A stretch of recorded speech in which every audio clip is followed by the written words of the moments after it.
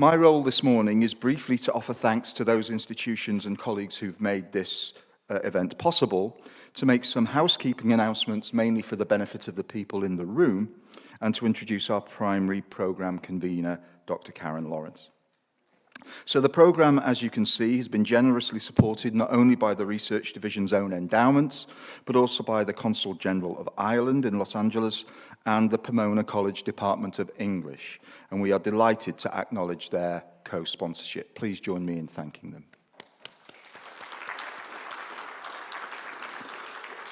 From an administrative point of view, it has quite literally taken a very large village to make all the moving parts of this programme click together. I cannot mention everybody, but I'd like to acknowledge the patience and diligence of my assistant, Catherine Werry-Miller, who cannot be here in the room, but in particular the remarkable energy and attention to detail of Alice Tsai, who is here. Please join me in thanking Alice for her superhuman efforts in support of the programme. So brief housekeeping announcements for those of you who are here. Restrooms are located on the opposite side of the lobby, on the northern side of Rothenberg Hall. I know the idea of conference sessions without caffeine is anathema, but please do not bring food or drink into the auditorium. You're welcome to caffeinate yourself into oblivion outside in the Rose Hills Foundation Garden Court, which is the glass-domed building where you've just had breakfast. The garden court is also the venue for lunch, if that is, you've paid for it, because of course there is no such thing as a free lunch. There are other venues on campus for lunch if you wish to purchase it. If you choose to wander around the 130 acres of Botanical Garden during the programme, please feel free to do so, but make sure you're wearing your conference badge, because otherwise the security staff will apprehend you, take you to the admissions desk, and make you buy an annual membership. The Huntington bookstore, about 50 yards to the north of here, has a small display of Joyce-related materials, including books, monographs, collections of essays by all the speakers in the programme, so we would encourage you to visit the store at your convenience. A few words about Q&A. We have standing mics in the room, which we encourage you to use so that your questions are audible to the live stream audience as well. And for each session, we will have a virtual moderator who will be collating and relaying questions submitted by the Zoom audience using the Q&A function. So for those of you out there, please be thinking about your questions. Finally, none of this would be happening without the vision and leadership of Karen Lawrence and her team of co-conveners, who together have assembled this stellar lineup of speakers. So it's a pleasure to acknowledge the hard work and imagination of the members of the programme committee. Professor Kevin Detmar of Pomona College, Colleen Jurech of UCLA, and the Huntington's own curator of literary collections, Dr. Carla Nielsen. This terrific team was brought together by Karen Lawrence, who, as I'm sure you all know, is not only the president of the Huntington, but a very distinguished Joycean in her own right. Her books include The Odyssey of Style in Ulysses, which appeared with Princeton in 1981, Transcultural Joyce, Cambridge University Press, 1998, Who's Afraid of James Joyce, Florida University Press, 2010, as well as numerous essays and articles, including 2 essays to be published this year. As I'm sure you all know, she served as president of the International James Joyce Foundation from 1991 to 1996. So it's my pleasure to invite her to the podium and to explain the rationale for the programme. Please join me in welcoming Dr. Karen Lawrence.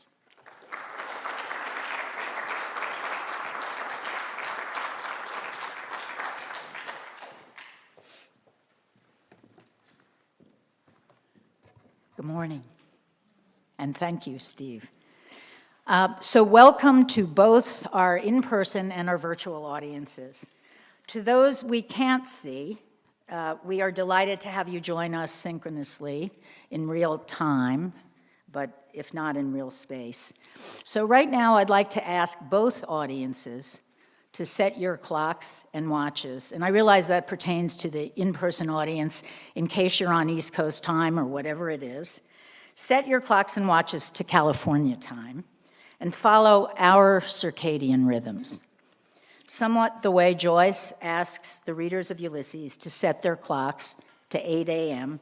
Dublin time as the novel begins. In fact, as we go through our program today and tomorrow, we'll map Ulysses' time onto California time in a feature we call Ulysses on the Clock, in which we'll punctuate our conference and our conference day with a 3 to 5 minute pre-recorded reading and analysis of a passage of Ulysses that corresponds to the same hour of our Huntington Day. Are you following me? Makes sense, okay. For example, during the noon to 1 o'clock time slot today, we'll plan to play an excerpt from the Oldest Chapter. This means that as the day marches on, we'll need to stick to our schedule, something that academic conferences struggle sometimes to do. So in effect, we're all gonna be on the clock. I regret to say, however, that the Language of Flowers guided tour this afternoon through the Huntington's Botanical Gardens cannot be offered virtually. So as the conference begins, I really do want to invite, actually each of you in the audience, but particularly the people not here, to come back to the Huntington in June on Bloomsday to see what it's really like to have the whole place swimming in roses. Our Joycean Cartographies conference asks the question, what conceptual tools, approaches, and new non-conventional maps do we need to navigate the second century of Ulysses? Although Joyce himself did not include a map of Dublin to accompany his novel, he provided visual tools, schematics, to help map his fiction for the reader. In offering a schema of the hidden architecture of the book, as many of you know, he charted the hour, art, symbol, technique, even an organ represented in each chapter, well, most chapters. Over the next 2 days, our speakers will explore the verbal and visual coordinates of Joyce's terrain and how Joyce inspired other writers to create other fictional worlds, particularly cityscapes in literature. What better way to begin our conference than with Catherine Flynn's talk, In Media Urbe, Experiencing the City of Ulysses. Catherine's talk will address the very special series of maps of the Dublin of Ulysses by the late Irish artist David Lilburn. Lilburn's suite of prints, called In Medias Res, helped inspire our conference theme and the accompanying library exhibition at the Huntington, Mapping Fiction, which Steve mentioned, curated by Carla Nielsen, our very innovative curator of literary collections at the Huntington. The exhibit continues through May 2nd. So now to our first speaker. Catherine Flynn is Associate Professor of English at the University of California, Berkeley, where she works on Irish modernist literature and culture in a European avant-garde context and on critical theory. She trained in architecture at University College Dublin before practicing in Vienna and Cork. She's the author of James Joyce and the Matter of Paris, a really terrific book on Joyce in Paris and his relation to French literature, and is co-editor of a special issue of the James Joyce Quarterly entitled Joycean Avant-Gardes. She's editor of the Cambridge Centenary Ulysses, the 1922 text with essays and notes, a facsimile edition of the 1922 Shakespeare and Company Ulysses, equipped with maps, photographs, and annotations, and an essay of each of the episodes by a Joyce scholar. She's also the editor of the forthcoming volume, New Joyce Studies, 21st Century Critical Revisions. It is a real pleasure to welcome Catherine Flynn to the podium.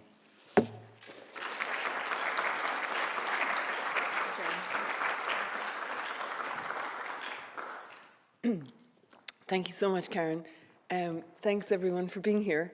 It's really a great pleasure to be part of this event.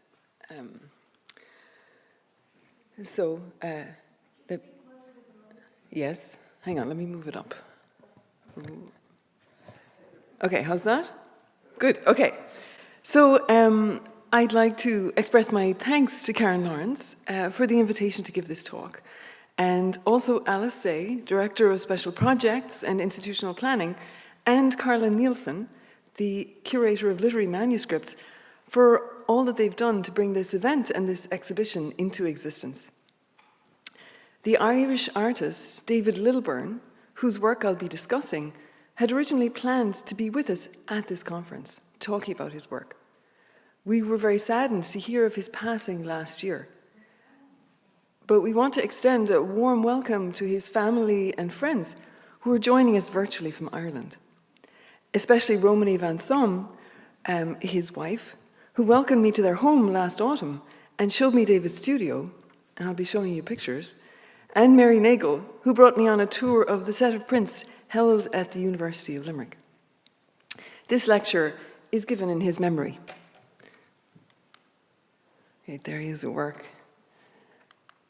All right, so this talk is about a set of dry point prints that Lilburn made titled In Medias Res, the Ulysses Maps, a Dublin Odyssey, a suite of 7 maps.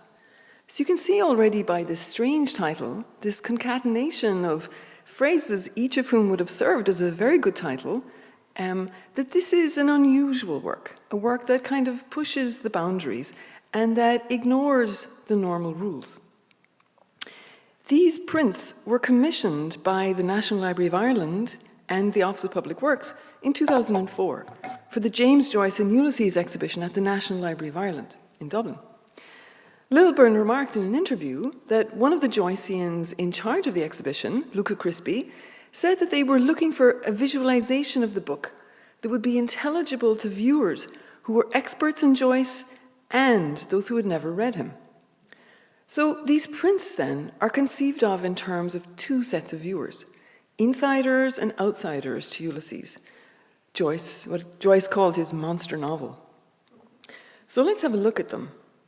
Here's one, and you can see here the mass of detail and the lack of a kind of clear relationship to the actual streetscapes, or a complication of that relation. As we look at them, we could say seasoned Joyceans and neophytes to the book alike might wonder about their intelligibility or feel a sense of anxiety, maybe, looking at them. Jim Savage remarked that the maps were not so much to find your way by, but to get thoroughly lost in. Much like Ulysses itself, they're intimidating in the mass of references that they assemble, and this is actually a relatively quiet one. So they assemble these references, they juxtapose them, they even superimpose them. This makes these maps, and map is, a very loose term in this context, much more like Ulysses.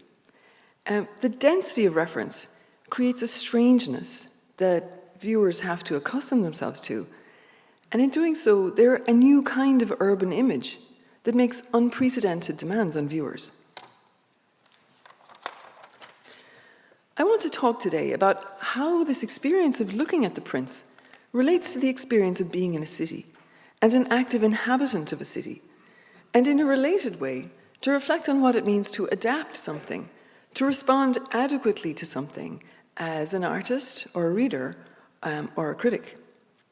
Hence the unusual form of the Latin title of my talk. I hope this isn't too off-putting to start with Latin.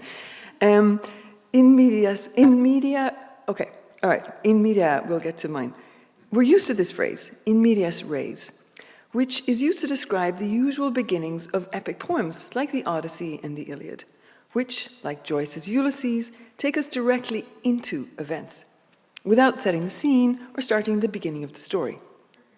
So, into the middle of the subject is a translation of in medias res. I chose for my title the more unusual Latin phrase, in media urbe, in the middle of the city. The in here is different to the in of in medias res. Instead of into, it means within. I chose this because of my interest in the depiction of, in the depiction of the experience of the city, not of tourists, but of inhabitants, which is what Joyce gives us in Ulysses, and what I think Lilburn gives us in his prints. But what that experience is something complicated. What I'm interested in is inhabitation or in citizenship in an active sense. The English word city comes from the Latin, comes from the Latin civitatem, originally citizenship, the conditions or rights of a citizen, membership in a community, from civis, there it is, townsman, resident of the city. So between the Latin urbs and the English city, the sense was transferred from the inhabitants to the place. So city, I'm trying to say, has this sense of membership of an active community within it. I'm interested in how Lilburn's Prince and Joyce's novel explore the processes and the activities through which people go from visitors to residents, not only in the sense of mere duration, of spending a long time there, but in the sense of becoming active constituents. As I think many of us will say this week, a city is not just its streetscapes, not just its maps. The Dublin of 1904, like perhaps all cities, is a place dense with rival acts of definition. Hence our strange feeling when people interpret too literally Joyce's famous statement about the relation of Ulysses to Dublin, as reported by Budgeon. And Karen mentioned that you're going to hear this quote. I'd say you'll hear it multiple times more. I want to give a picture of Dublin so complete that if the city suddenly disappeared from the earth, it could be reconstructed out of my book. So to anyone who's read Ulysses, this clearly can't be the case. Rather than thinking Joyce was having a moment of hubris, God forbid, we might think again about what the city of Dublin meant to Joyce. What is it to experience a city? What is it to construct a city as a true city dweller? All right, this is what we're going to think about. Thinking about Lilburn's Prince brings us to the relationship between maps and power. Now, this is, I think, a very interesting quotation from Italo Calvino from a wonderful essay called The Traveller in the City. All the way from ancient times, maps of cities suggest the idea of encirclement, of siege. So this is the idea that to map something is to know how to attack it, to identify its vulnerable points, to be able to survey it and engage in a relationship of power regarding it. This domination is not just physical, but intellectual, we could say. And mapping something, we can understand it. So in the edition of Ulysses that I'm bringing forth with Cambridge in June, I've included a map for each episode. So readers can orientate themselves in Dublin and trace the movements of the various characters. We'll be looking at some of them. So this is the cover of the book, and these are examples of the maps. And then there are key maps that show you where the map is in the greater kind of sweep of Dublin. However, these maps are the bad guys in this discussion today of the relation between maps and domination. And I'll tell you why in a little bit. So this is the oldest existing map of Dublin, published in 1610 by John Speed, and one of Lilburn's references in creating his Ulysses Prince. It's an inset in a map of Leinster. So there it is, up at the top. This map comes from a lovely time when it was acceptable and even desirable to include monsters in maps, something that must have really spoken, I think, to David Lilburn. It's hard to click away from that lovely monster.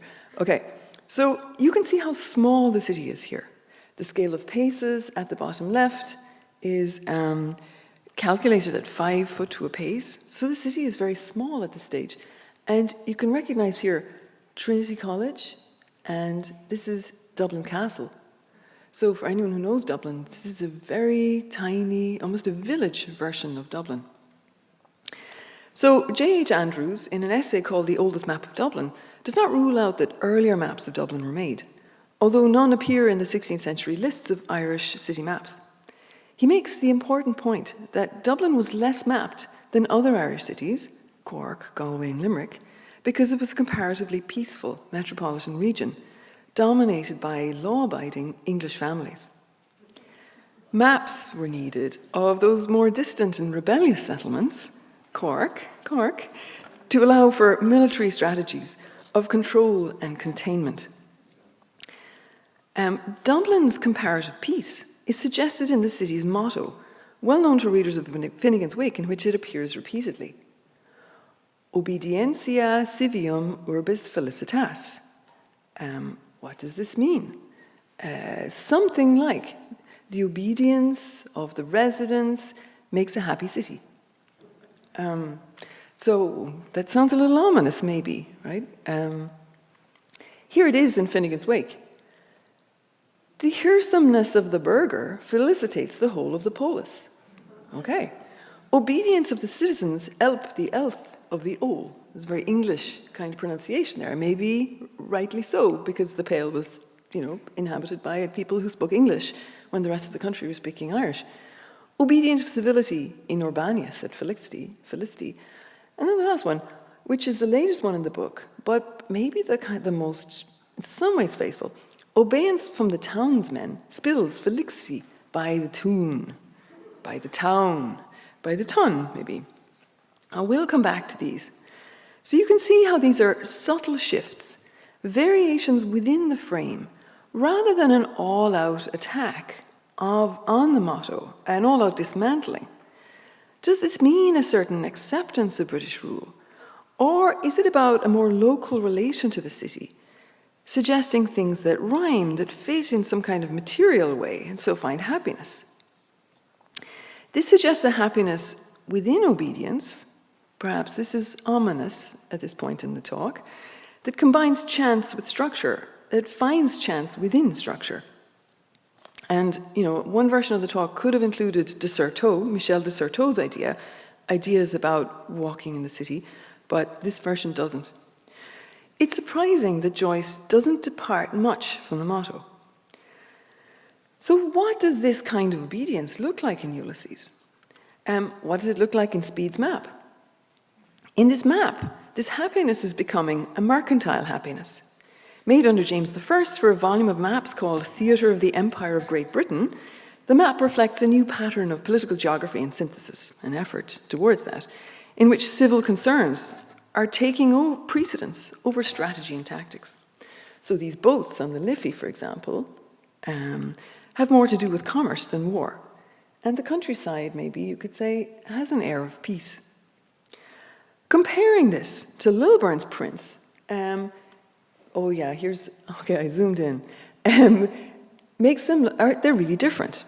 But it does appear, look at this, cited in one of the maps, 1610 Speed, and these little houses. This is why I zoomed in, to give you a sense of how faithfully Lilburn rendered them in a particular corner.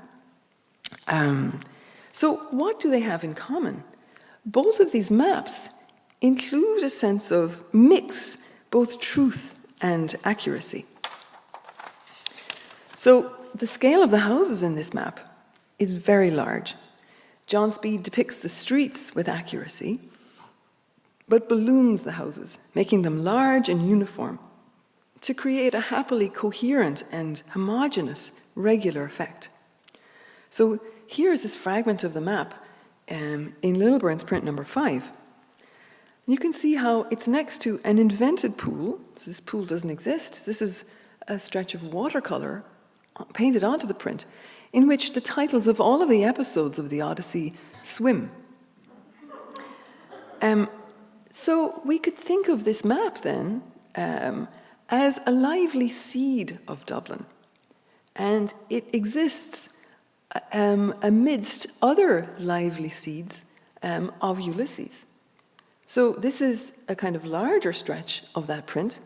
You can see here John Speed's map, the pool of the Odyssey, and then this other diagram at the bottom, which is actually a diagram of Viking Dublin made by the archaeologist H.B. Clark. So this is his own drawing. This isn't a historical map. This is a reflection of the Dublin of the past. So here we see these very different time frames being brought into relation with one another. The lively bird's eye view of John Speed's map becomes a friendly gaze that can take in multiple viewpoints and temporalities at once in David Lilburn's. Littleburn follows Speed's map of origins with a representation of the origins of Dublin and of Ulysses, with a sense of vitality, of fecundity, of potential. So if John Speed was a kind of imperial publicist presenting a peaceful Dublin, the other key map Littleburn drew on is a work of direct publicity. So this is Turgot's, it's known as Turgot's Plan de Paris, his plan of Paris. It was commissioned by the Parisian municipality chief, Michel-Étienne Turgot, to promote the reputation of Paris. So this map was published in 1739. It was drawn up by a surveyor, Louis Bretez, and engraved by Claude Lucas. So you can see that even from this distance, there's a high level of accuracy and detail. Apparently, this accuracy went right down to individual trees. And I zoomed in here, so you can see the amazing detail.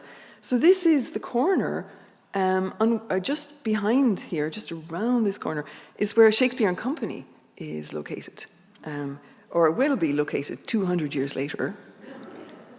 And strangely, this map is from the northwest. So this is the left bank, and I think we're used to a very different orientation now of views of Paris, but that's by the by.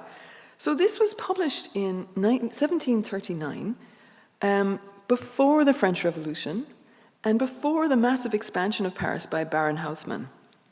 So just to give you a sense, this is just to give you a sense of the axes that he created in the city by demolishing the medieval houses and buildings, the medieval fabric, kind of bulldozing them and creating these long avenues that led towards monumental vistas.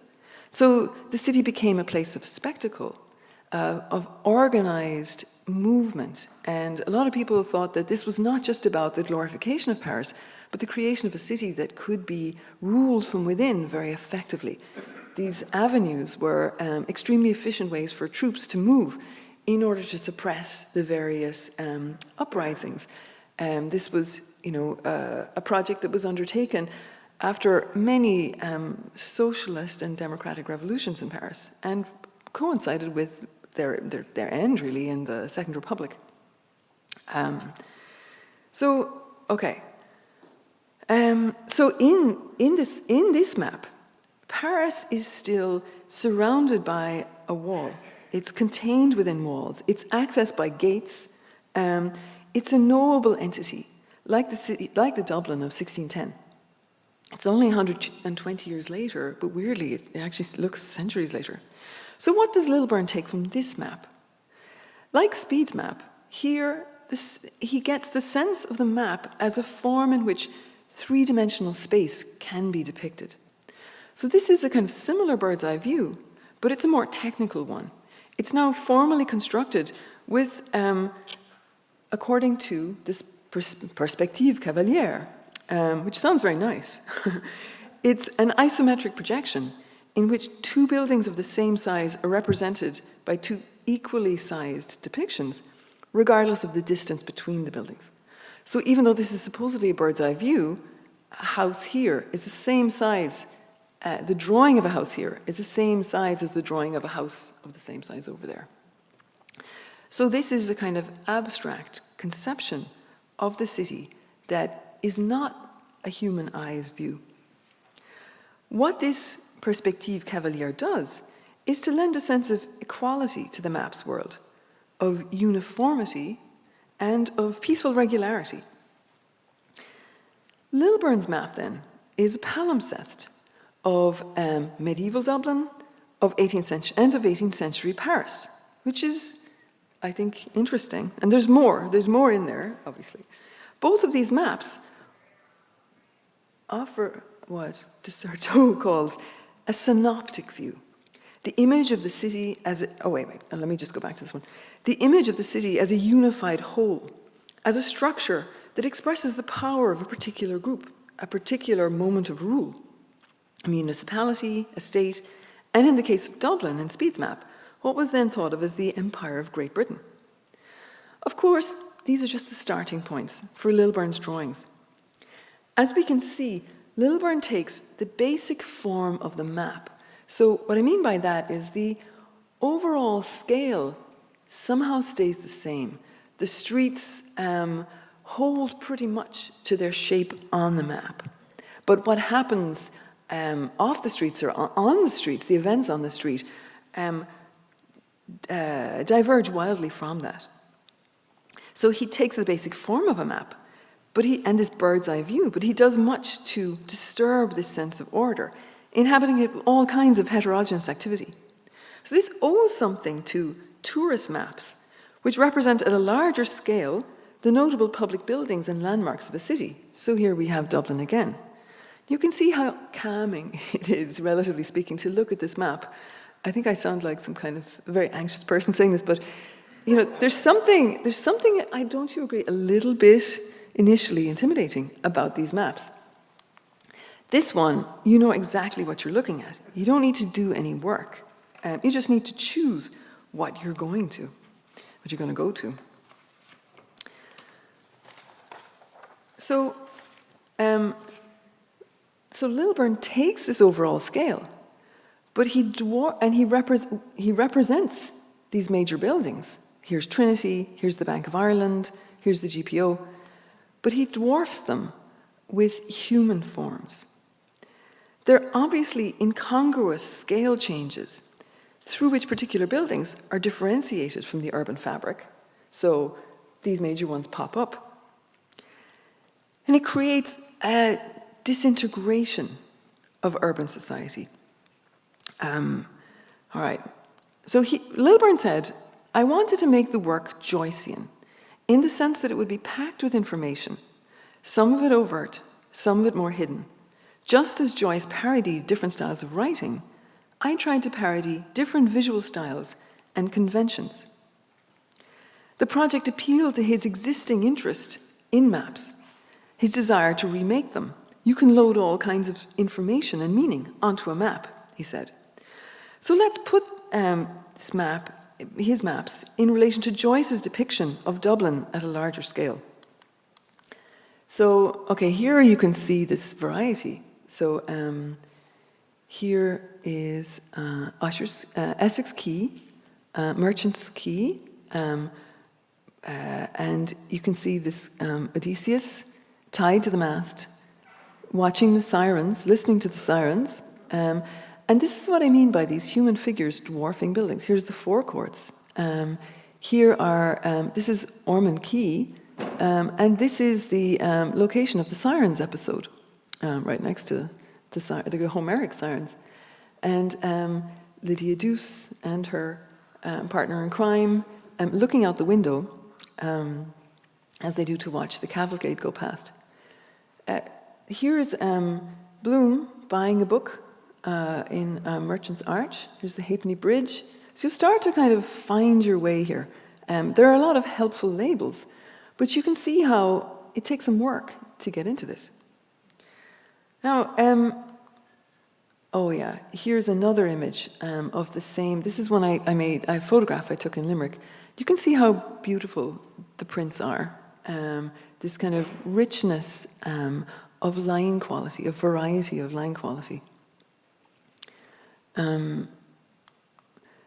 Okay, so much of Ulysses, and in particular the cavalcade we're going to look at. So the Viceroy proceeds from across Dublin. I presume all of you have read Ulysses? I would ask for a hand up for anyone who hasn't read Ulysses. Some people haven't read Ulysses. So in one episode, the Viceroy of Dublin makes a formal procession through the city, going from his lodge in Phoenix Park all the way across and down to the RDS in Ballsbridge. This is done with much pomp, it seems, but it's something that's radically undermined in Joyce's representation. So this is the route that he takes. This is one of those very bad maps in the volume, the edition. So this is the lodge, and this is the route of the Viceroy through Phoenix Park, along the quays, over this bridge, past Trinity, down Nassau Street, and on down to Balls Bridge. He intersects with various characters. So this is a list of all of the characters who are also represented, who each get a vignette.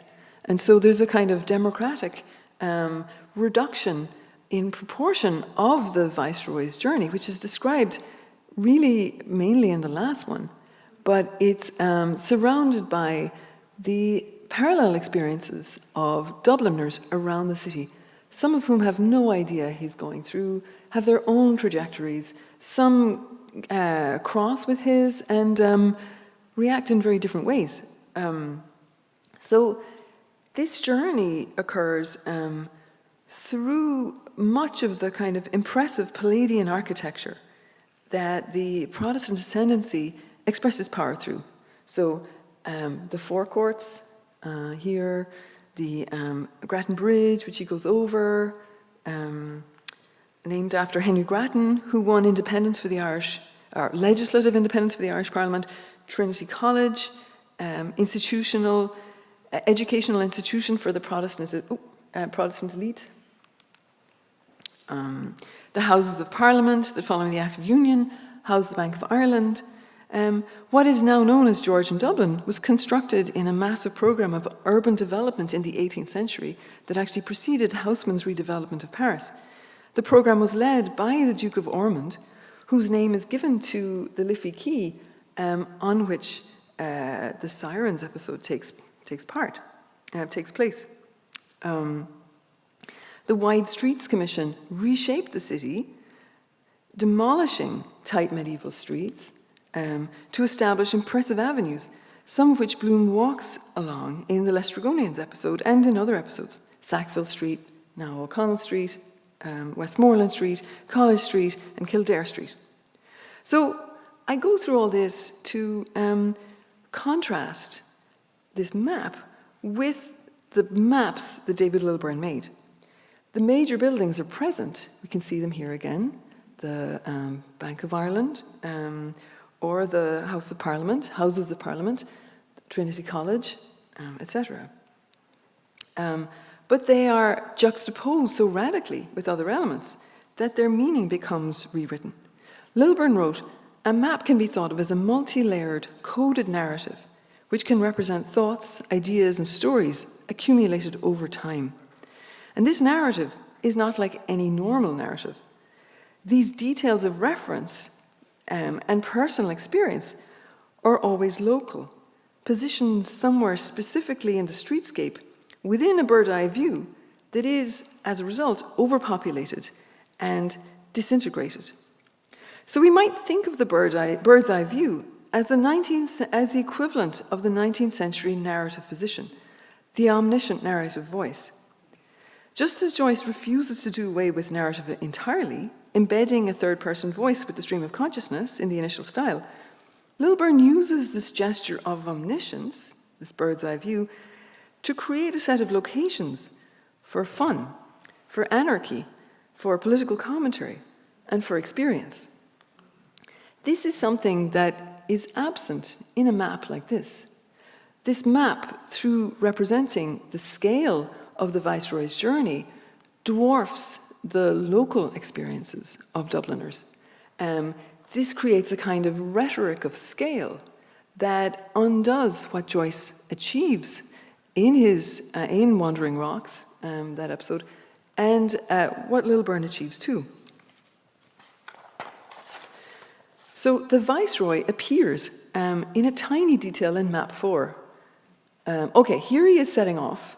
I hope you can see this. So this is a representation of the extremely ornate carriage that the Viceroy used at times, ceremonial carriage owned by Dublin, the municipality of Dublin. And it's got I think it's painted gold even. So there's a lot of pomp here.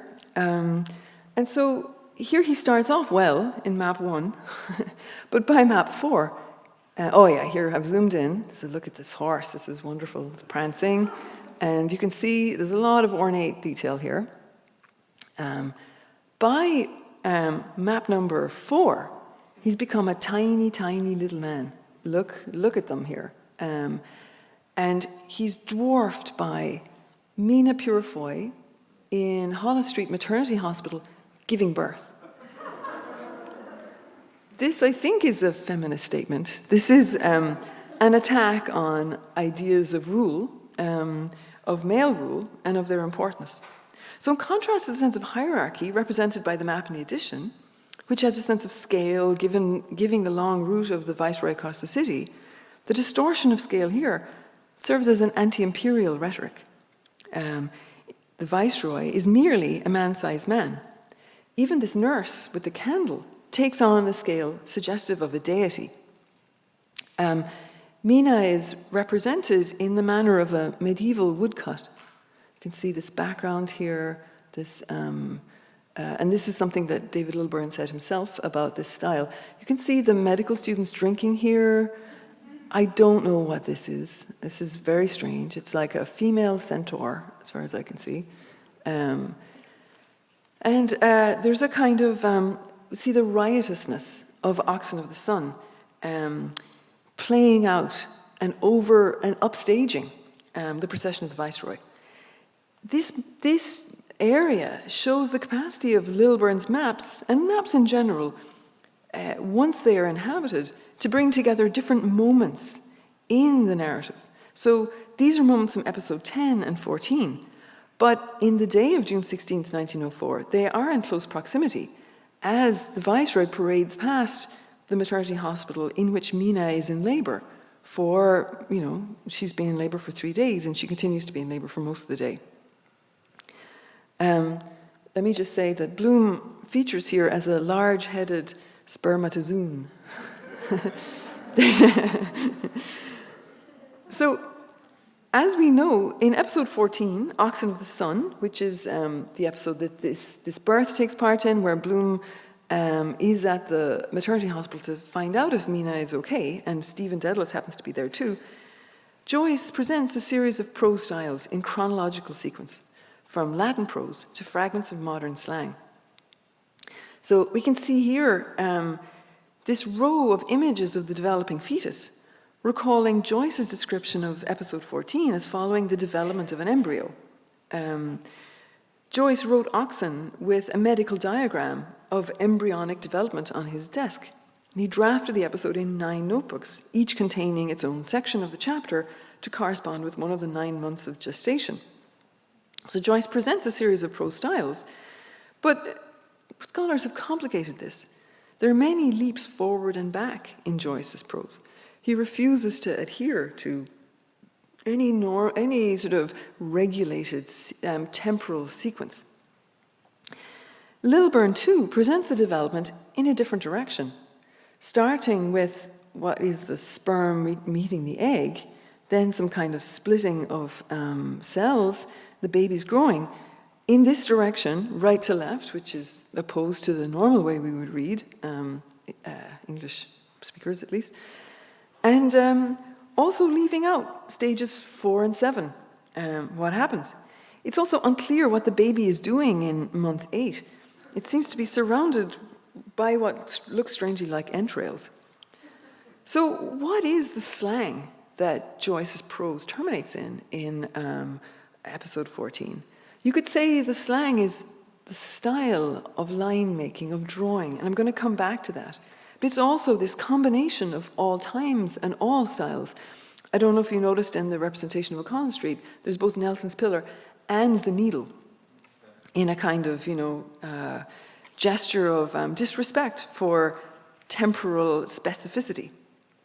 So in this anarchic approach, there's one more important source that Lilburn drew on, or inspiration that he drew on, and this is the drawings of George Gross. So this drawing particularly, Pandemonium. So this is, it's a pretty shocking image. It depicts sexual debauchery and violence, perversion, chaos. I think this is a naked woman holding someone's head aloft, looking pretty crazed. This might be a headless body. This might be the body from which she's taken the head.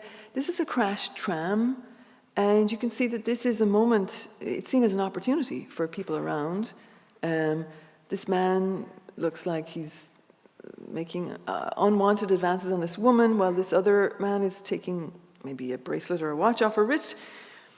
So this is society falling apart, violent disintegration.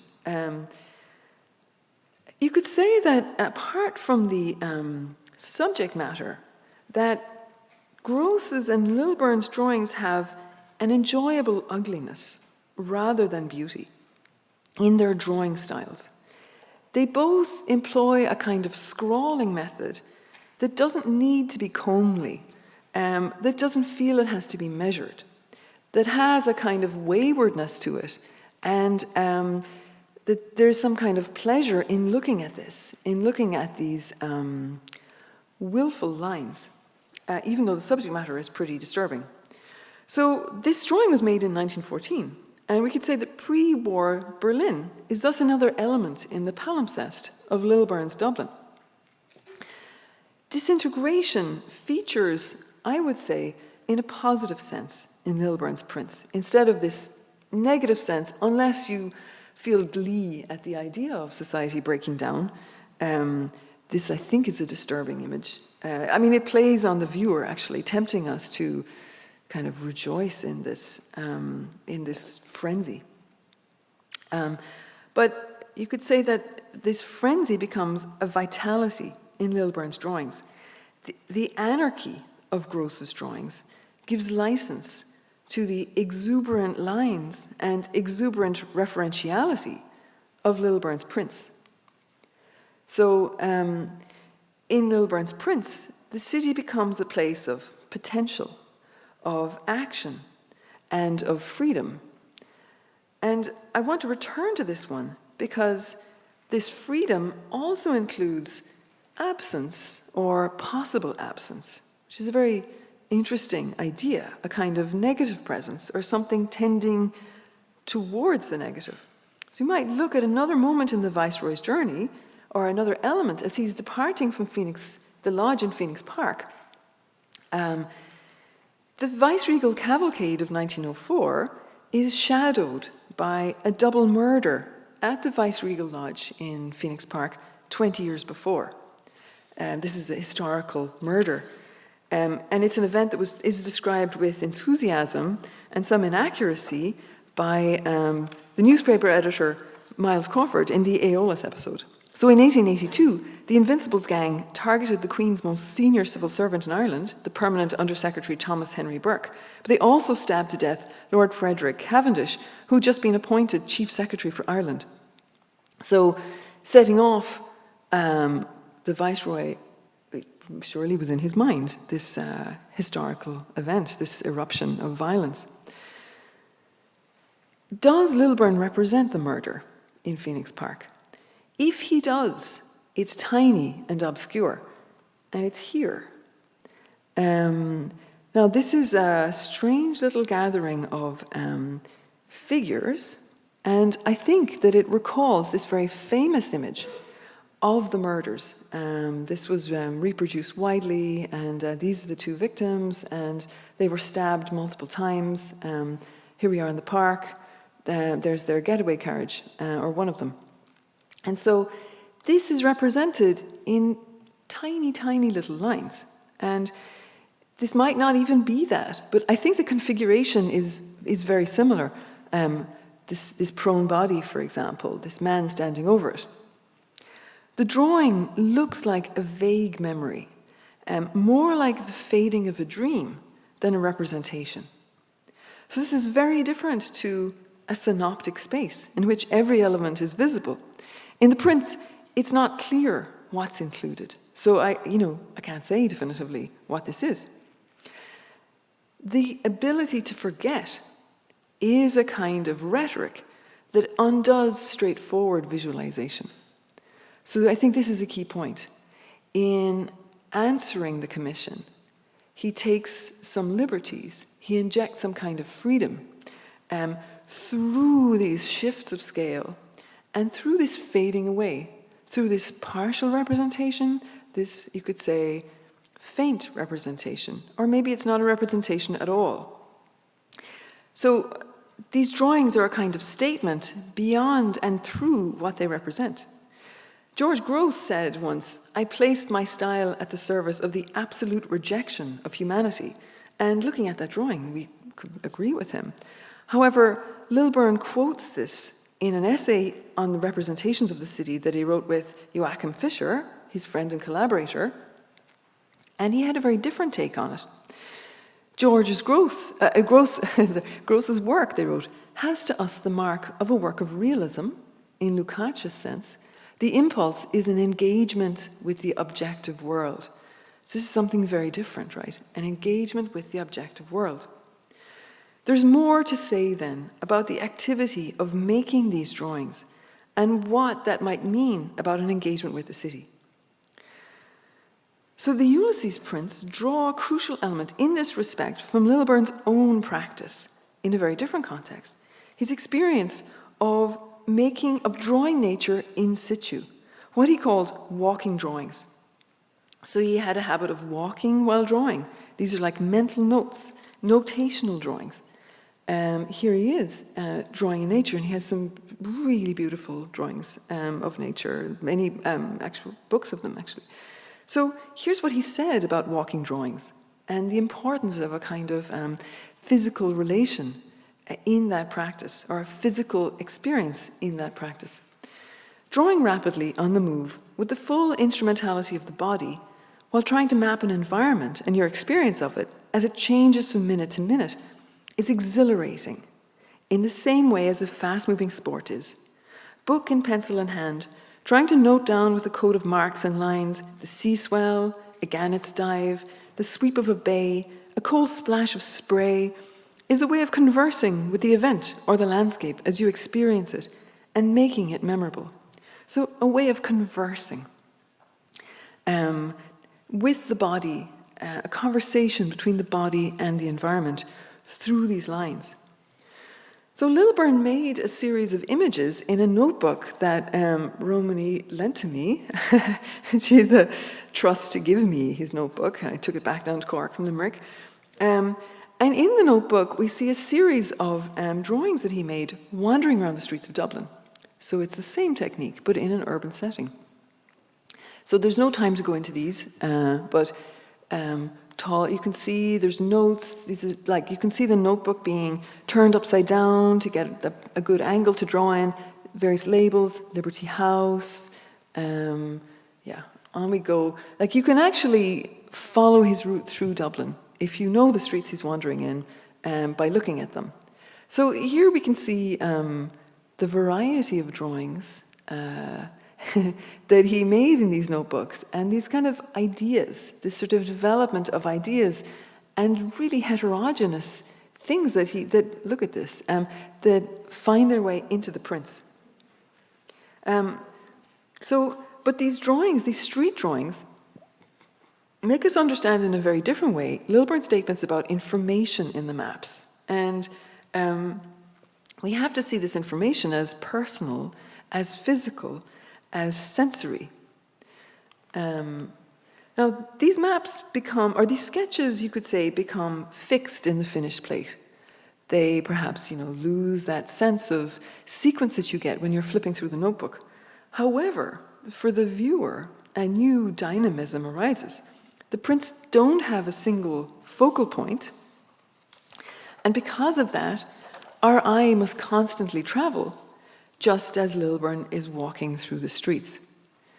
So if Lilburn's prints are a visualization of Ulysses, as the commission required, this pictorial response resists the easy charm of the image. It refuses to present a focused and framed spectacle. The challenge facing the viewer is to embrace this local scale, to engage with elements from this mass of visual detail, much like opening Ulysses and focusing on the words in a particular sentence, rather than remaining at the level of flipping through the pages, overwhelmed by the monumental aspects of the volume. To flip through the pages or look at the whole image is still to engage with it. In fact, it offers a lot to think about. But to look in detail is to encounter the quality of the mark making, which I would argue is where Lilburn engages most profoundly with Joyce's work, and where his practice of printmaking has the most to say about Ulysses and about being in the city. So look at these lines. This slide doesn't do justice to them. So you can see the range of types and intensities of incision, and they register a prolonged process. Somehow this slide is more zoomed in than, there's more to see in this one, but you can see the variety of types of line and of mark making. And these register a prolonged process of making, a series of returns in different moods and with different purposes. To look at the prints in detail is to encounter the paradoxical contrast between the spontaneity of the drawings and what Judith Hill has called the quick life of the sketch, the labor involved in producing the intaglio print. So intaglio is another way of calling it, naming an engraving, an incised print. So you can see here the deliberation involved in scoring a sketch into the zinc plates. So the kind of force that you need to make these lines that perhaps originally in the notebook were made in a couple seconds with just a few quick movements of the hand. And you can also see here the complexity of a local moment. The image of a horse-drawn carriage is crossed by a stippled field, look at that, and juxtaposed with these mysterious backwards letters. So to think more about these lines and their quality, let's look at some images of Lilburn's process. So last autumn, I was very fortunate to be shown his studio by Romany, who is an artist herself. Here she is. Also, this is Mary Nagel, David's friend, a graphic designer and a teacher at the Limerick School of Art and Design, and she brought me on a tour of the prints held at the University of Limerick. So I have to say that looking at the zinc plates themselves, I was struck by their beauty. The light plays on the zinc and plays on the different areas of the zinc, and the incised lines retain some ink, creating a really lively contrast that you don't see in the paper. There's also a great pleasure in touching them, feeling the different qualities of lines and the textures of the incised areas. This is Romany here. These are the various instruments used to etch them. Engraving burins, knives, wire brushes, these special what are called roulette wheels, compasses, and punches. So it's an extremely physical process, a very difficult and demanding physical process. So the activity of carving into the sheet of metal, usually copper, but in Lilburn's case, zinc, is the first stage in printmaking. Here's another burin. So this is what made that stippled patch going across the carriage. This is an amazing looking tool. And then the next stage is to squeegee ink onto the plate. So instead of rolling it, you have to push it down so the ink sinks into the carved lines. Then the printmaker wipes the ink away from the metal surface, and damp paper is placed on top of the plate, and it's sent through the printing press, where the paper is pressed into the metal grooves so it picks up the ink. So this is very different from a woodcut or a wood engraving, where the printmaker carves down into the wood to create positive surfaces that carry the ink. Metal engraving is called intaglio, to do with etching or engraving, and it has lines that are sunk lines that hold the ink. So we can trace a movement then from the fleeting impressionistic sketch to the fixed line to the, again, momentary print, which is impressionistic in another very material way, a passing encounter of ink and paper in a literal impression. So you can see here the displaced zinc. You see here this ridge called a burr, which holds the ink and gives the line its personality.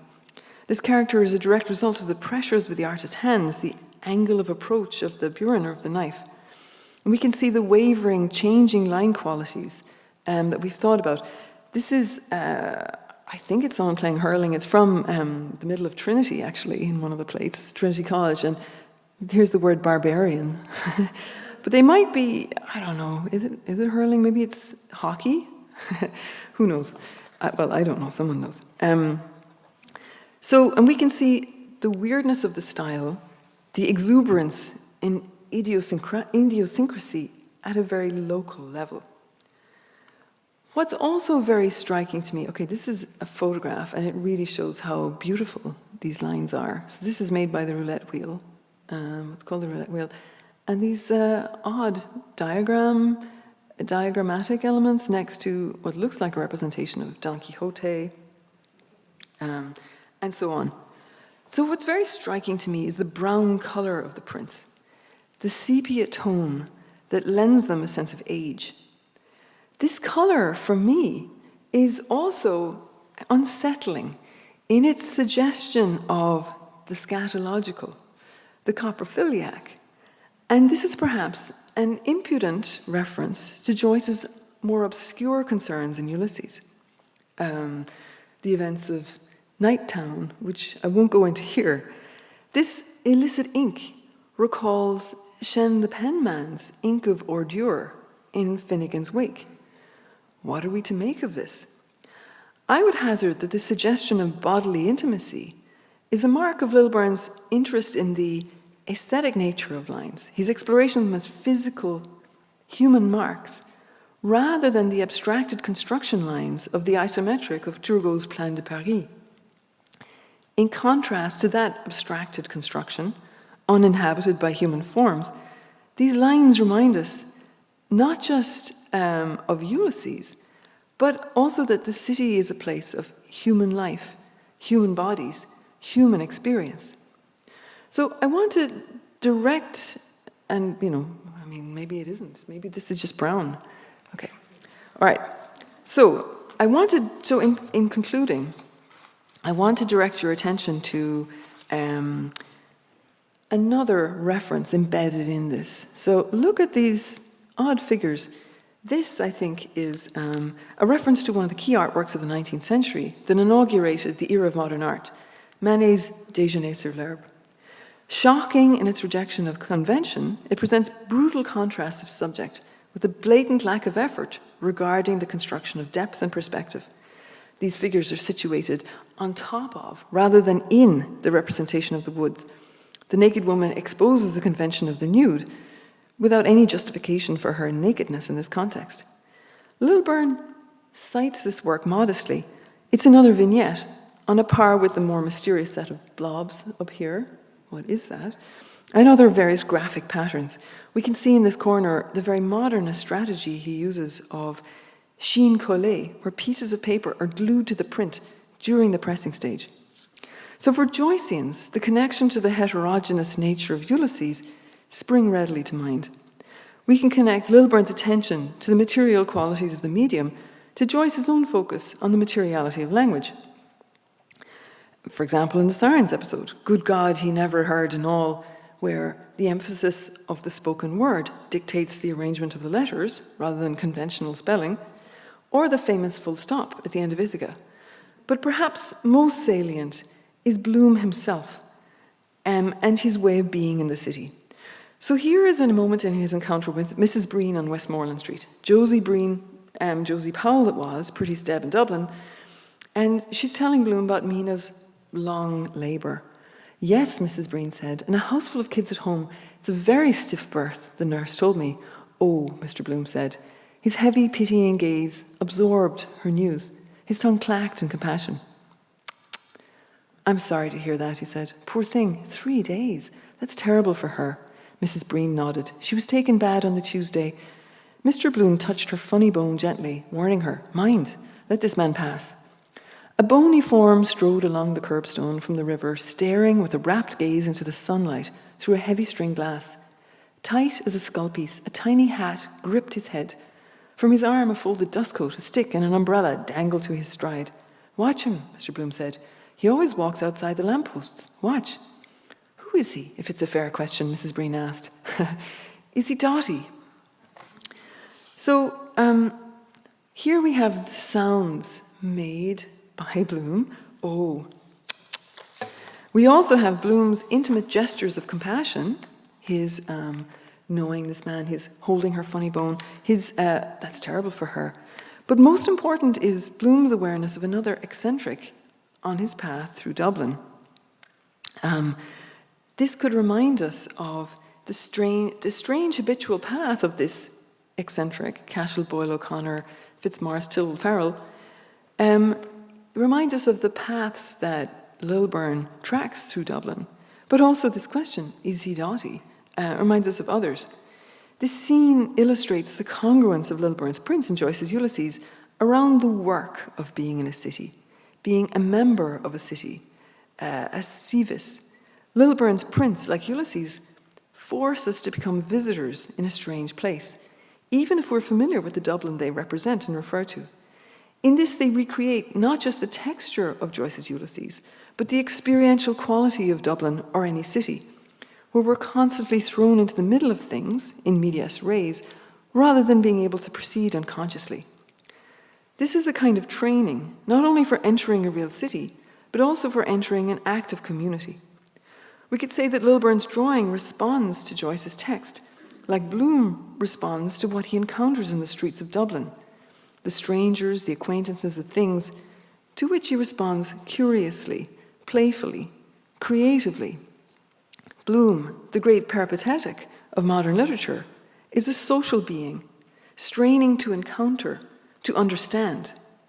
Ulysses, like Lilburn's prince, requires an effort on our part that might initially feel uncomfortable, an unpleasant rousing of the self to engage with what is not familiar, with what seems too much, too various, too variant. But this is particularly important at our present moment, when not just through the pandemic, urban life is increasingly denied to us, or rather made avoidable for us, as there are more and more ways to insulate ourselves from encounters through conveniently familiar places and default settings. This returns us to the question of obedience. And this is the last slide. What is it to respond adequately, or second last slide, and to the question of what is it to adapt something or to adapt to something as an artist, as a reader, or as an inhabitant. And this is the etymology of obedience. Ob audire, to listen. Ob, what does ob mean, this particle? It has a variety of directions. To, toward, to, on, over, against, contradictory. Obedience is a kind of listening, one that takes various possible physical orientations towards its subject. So we might look again at this motto of Dublin and Joyce's distortions of it, mild distortions of it, and Joyce's hearsomeness starts to make more sense. It's an attitude of hearing some, hearsomeness, but not all, of registering partially. Perhaps the most accurate of the translations, this last one, itself, by a kind of mishearing, celebrates error. Obeyance from the townsmen spills felixity by the tune. Spills felixity recalls the felix culpa, the happy sin of Adam, the blessed fall that necessitated redemption. Error is the form of human experience. How meaningful is etymology, you might be asking yourself? I would say somewhat helpful. Maybe it's another kind of doodling, one that we do around words, an associative, transformational work or practice that's a kind of sketchy listening. This is how we respond to everything around us when we actually do respond, when we produce a response rather than consume a moment or a piece of information unthinkingly. We create it. We create an individual experience. Bloom's, Lilburn's, yours, mine, individually, but in doing so, we become active members in a community. Thanks for listening.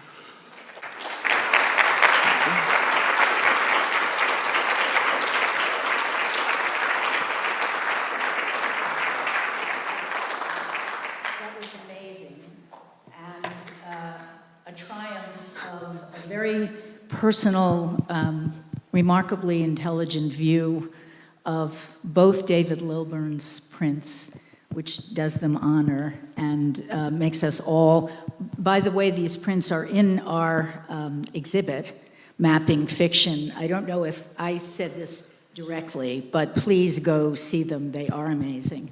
And opens up the whole conference, Catherine, in terms of engagement of each individual with what you said. We have time probably for one question from the audience and potentially one virtually. But let's begin, and please, if you have a question for Catherine. Don't be shy. Can you repeat the question? Did Ralph Steadman enter into the discussion? Not that I've heard, but really I think he's a very interesting point of comparison. Definitely. Those crazy lines, that kind of wild humor. Yeah.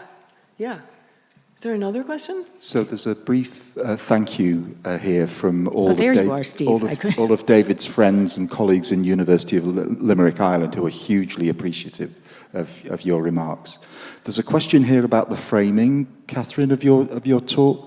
Specifically in respect of Deserto, somebody's asking here whether the Littleburn maps combine elements of what Deserto would call an itinerary, as well as what Deserto would call a cartography, so that the hybrid nature. Yeah. So, I mean, many of you are probably familiar with Deserto, but his idea is that the urban is a kind of construction, the construction of a municipality, of some kind of formation of power, and that individuals produce or poach the city through idiosyncratic uses of the city. And he really focuses on walking through the city and has a whole way of relating that to different ways of using language, speaking language and then speaking figuratively. And I think it's a very powerful way of understanding it. What I think we need to say in response to Deserto now is that walking isn't enough, actually. That Bloom definitely walks. Walking is very important. And, you know, that moment I showed you from Ulysses is about ways of walking and divergent ways of walking. But what I think is actually more important is Bloom's engagement across in these social moments, which is a more important counter to structures of power. Deserto sets up a binary between the official and the personal, the individual, that maybe is too simple as well. But yeah, that's what I would respond to, that this kind of social work is actually at the core of the city of Ulysses in the active human sense. And I think it relates to the work that Lilburn is doing in making these maps. Thank you. There's one more question here. Jim? Yeah, sorry. The contrast clearly implied between the Olympian viewpoint of the what you call the bad map, where you're looking down on everything, you command everything, versus the street view, in which you're getting facades of buildings and so forth. And it strikes me as interesting that, so far as I can recall, the only moment when we get a bird's eye view is when Bloom imagines a bird defecating on him in the Lestrygonians chapter. He imagines a conversation between the two birds, and one says, you know, who should we do it on? I picked the fellow in black. And if anything, Bloom's position at that point as the object of defecation is the antithesis of the Olympian viewpoint from above. But I just wondered if you'd care to say just a little more about that contrast, which seems to be absolutely fundamental to the difference between the conventional bad map, as you describe, and what Joyce is actually doing. Yeah. I mean, for me, the contrast between the bad map and the meaningful representation is that the meaningful representation is inhabited by human experience. I mean, we do experience streets and blocks, but, you know, associations, memories, desires, encounters, all of those are the city. And we can bracket them, but mistakenly, I think. And this is, With a different kind of engagement, signature of all things, I am here to read. Very different, cerebral, elusive, still engagement, but maybe as we go through the next 2 days talking about that as well. You ended with Bloom, which is so obvious and true. It will be good to talk about the whole in relation to that. And I think Stephen is a kind of dress rehearsal for Bloom. Stephen walks on the shore and encountering things in a kind of abstracted, but it's still very material, sea spawn, sea wrack. He's looking at everything and reading it in a way that Joyce can do in the city. Stephen is terrified of being overwhelmed. He's, in Joyce's notes, he talks about Stephen's fear of crowds. And Bloom is okay with that. He's okay with dealing with people one by one in these masses, in these urban masses. More to come. Thank you so much, Catherine. Thank you. Thank you. Thank you, everybody. Yeah.